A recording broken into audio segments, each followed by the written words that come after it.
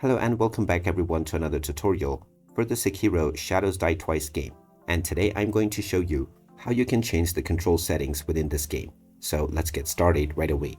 First of all, open up the Sekiro Shadows Die Twice game on your device.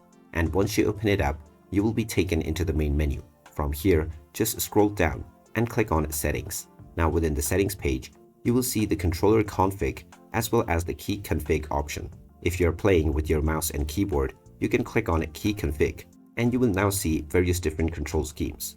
You can choose between movement, camera controls, the equipment changing, the attack mode, as well as remnants menu. Within each category, you will see the button that is assigned for your keyboard as well as your mouse.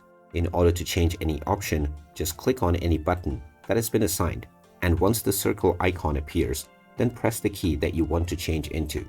After doing the same for each of these options, and changing into your desired button, you can then go back and your key changes will be saved. You can also click on Controller Config and change the buttons that you want to use within your controller.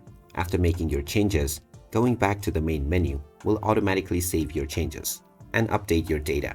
And now you can continue to play your game with your control settings set up just the way you want. And there you have it. That is how easy it is to change your control settings for the Sekiro Shadows Die Twice game.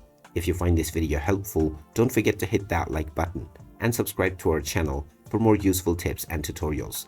Thanks for watching, and I'll see you again in the next one.